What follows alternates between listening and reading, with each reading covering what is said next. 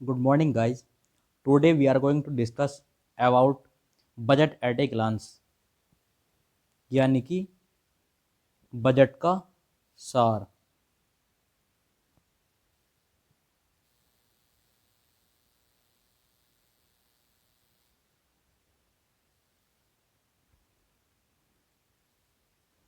Budget सार में budget की संपूर्ण बातों पर इस ढंग से दर्शाया गया होता है ताकि उन्हें आसानी से समझा जा सके। इस दस्तावेज में भारत सरकार की प्राप्तियों और व्यय के साथ साथ राजकोषीय घाटा, एफडी राजस्व घाटा, प्रभावी राजस्व घाटा और प्राथमिक घाटा दर्शाया जाता है। ग्राफ और इन्फोग्राफिक्स के माध्यम से प्राप्तियों के स्रोत और इनके व्यय का चित्रात्मक ब्यौरा दिया जाता है। इसके अलावा दस्तावेज में राज्यों के विधान मंडल वाले राज्य संघ क्षेत्र में हस्तांतरित किए गए संसाधनों, कार्यक्रमों और योजनाओं के लिए किए गए आवंटनों का सारांश और घाटे के वित्त पोषण के स्रोत से संबंधित ब्यौरा शामिल होता है। नेक्स्ट, नंबर 2, राजकोषीय घाटा एफडी कुल व्यय और कुल प्राप्तियों के बीच का अंतर है। ये लाइन बहुत इंपॉर्टेंट है। ऋण पूंजीगत प्राप्तियों को छोड़कर राजकोषीय घाटा एफडी सरकार की कुल उधारी आवश्यकताओं को दर्शाता है। राजस्व घाटा आरडी का अर्थ होता है राजस्व व्यय का राजस्व प्राप्तियों से अधिक होना। प्रभावी राजस्व घाटा राजस्व घाटे और पूंजीगत अस्तियों के सर्जन हेतु सहायता अनुदान के बीच का अंतर है। प्राथमिक घाटा राजकोषीय घाटे में से ब्याज अदायगियों को घटाकर निकलता है। प्रभावी पूंजीगत व्यय का अर्थ पूंजीगत व्यय और पूंजीगत अस्तियों के सृजन हेतु सहायता अनुदान का जोड़ है। नेक्स्ट, नंबर 3, इस दस्तावेज में वर्णित प्राप्तियां और प्राप्तियां बजट अनुबंध 3 और व्यय की रूपरेखा दस्तावेज विवरण में दिए गए मिलान संबंधी विवरण में यथास्पष्ट प्राप्तियों को वसूली के निवल है।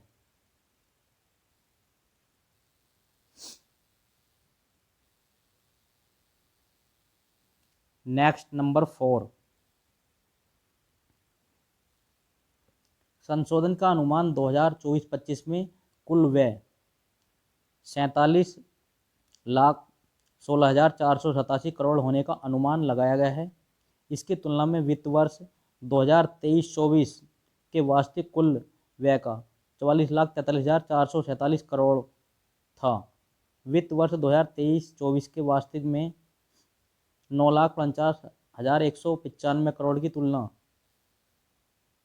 में संशोधन अनुमान 2024-25 में कुल पूंजीगत व्यय 10,18,429 करोड़ होने का अनुमान लगाया गया है। नेक्स्ट, नंबर 5, बजट अनुमान 25-26 में कुल व्यय 50,65,345 करोड़ होने का अनुमान लगाया गया है, जिसका कुल पूंजीगत व्यय 11,21,090 करोड़ है और प्रभावी पूंजीगत व्यय 15,48,282 करोड़ है। नेक्स्ट, नंबर 6, बजट अनुमान 2025-26 के में राज्यों को अंतरित कुल संसाधन 25,01,284 करोड़ है, जिसमें राज्य का हिस्सा अनुदान, ऋण और केंद्रीय प्रायोजित योजनाओं के अंतर्गत निर्गमन आदि शामिल हैं, जो वित्त वर्ष 2023-24 के वास्तविक 4,91,668 करोड़ की वृद्धि को दर्शाता है।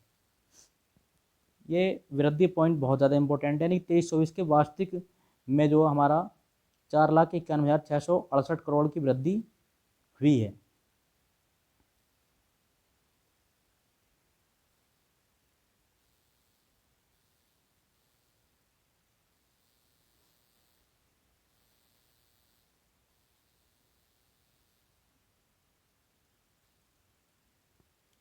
बजट का सार देखते हैं।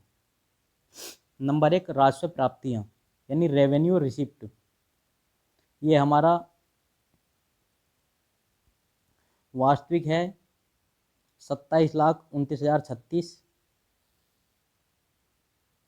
बजट अनुमान है 31,29,200 और संशोधित अनुमान है 30,87,960 और बजट अनुमान है 34,20,409। कर राजस्व केंद्र और निवल, ये टैक्स रेवेन्यू नेट सेंटर हमारा 23,27,251। बजट अनुमान 25,83,000। संशोधित अनुमान 25,56,960। बजट अनुमान 28,37,409। कर का भिन्न राजस्व यानी नॉन टैक्स रेवेन्यू, कुल प्राप्तियां, ये सारी फिगर्स हमको सही से पढ़ लेनी है, जो हमारे एग्जाम की दृष्टि से बहुत ज़्यादा इम्पोर्टेंट है। जैसे पूंजी प्राप्तियां यानी कैपिटल रिसिप्ट हैं। कुल प्राप्ति क्या होती हैं?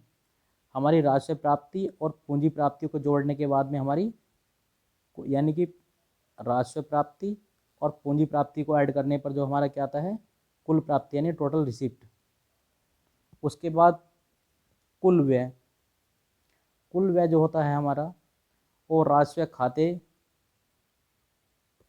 और ब्याज, राजस्व खाते और पूंजी खाते, यानी कि कुल व्यय जो होता है हमारा राजस्व खाते और पूंजी खाते को ऐड करने पर जो आता है हमारा कुल व्यय आता है।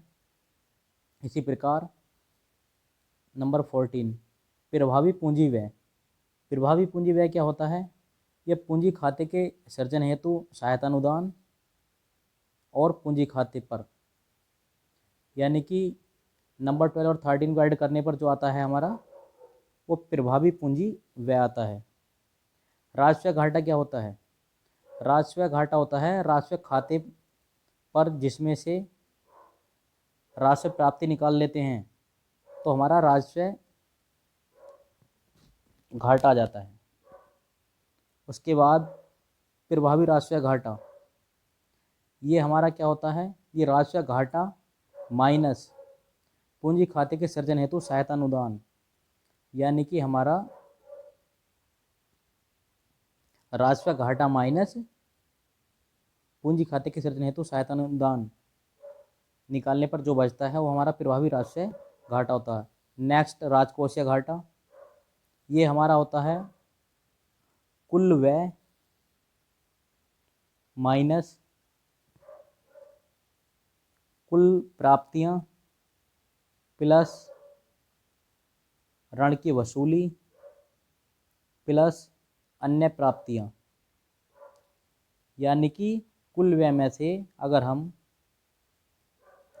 राजस्व प्राप्तियां और ऋणों की वसूली और अन्य प्राप्ति जोड़ दें, इन तीनों को जोड़ने के बाद में हम कुल व्यय से घटा दें तो हमारा आ जाता है राजकोषीय घाटा। उसके बाद नेक्स्ट प्राथमिक घाटा। प्राथमिक घाटा क्या होता है? राजकोषीय घाटा माइनस ब्याज भुगतान।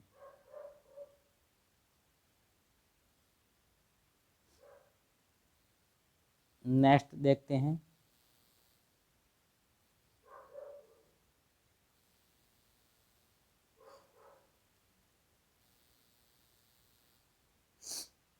केंद्र राज्य और राज्यों को पिछले वर्षों के लिए देने वाला राशि होने के कारण 2024-25 में 12,764 करोड़ की कमी की गई है। इसकी नकदी शेष में आहरण द्वारा कमी शामिल है।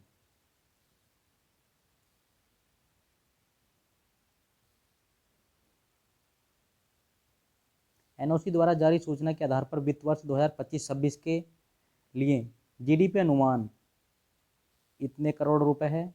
इसमें वित्त वर्ष 2024-25 के संशोधन अर्थात अनुमान अर्थात इतने करोड़ की राशि में 10.10% की वृद्धि हुई है।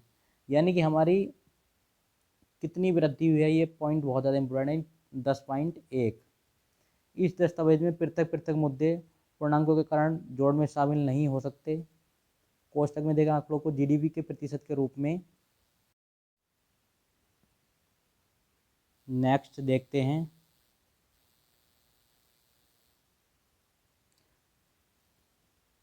रुपया कहाँ से आता है?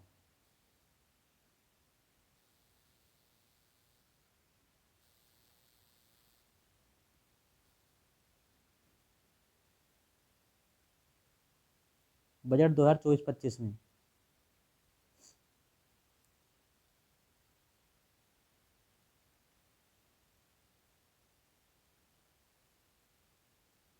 बोरोइंग अदर लेवल्टी से हमारा 24 पैसे, कॉरपोरेशन टैक्स से 17 पैसे, इनकम टैक्स से 22 पैसे, कस्टम से 4 पैसे और यूनियन एक्साइज से हमारा 5 पैसे, good service tax and other tax से 18 पैसे, नॉन टैक्स रिसिप्शन से 9 पैसे और नॉन डेबिट कैपिटल रिसिप्ट से 1 पैसा। ये हमें रुपया कहाँ से आता है? यहाँ से ये हमारा रेवेन्यू प्राप्त होता है, तब हमारा 1 रुपये का ऐड किया जाता है। कुल प्राप्तियों में करों और शुल्कों के राज्यों का हिस्सा शामिल है, जिन्हें पृष्ठ 1 पर सारणी में घटा दिया गया है। आंकड़ों को पूर्णांकित किया गया है। आयकर में प्रतिभूति समव्यवहार पर शामिल है। नेक्स्ट देखते हैं, रुपया कहाँ जाता है?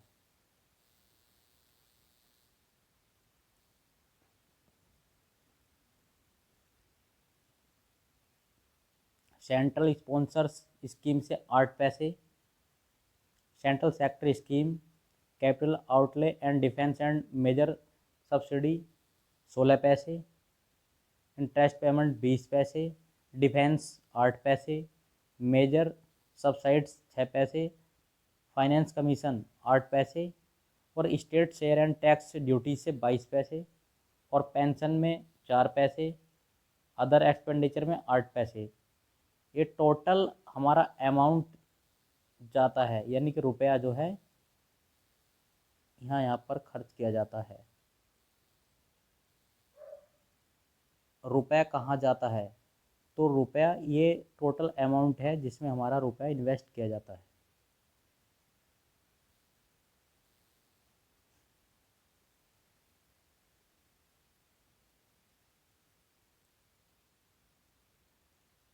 Thanks for watching.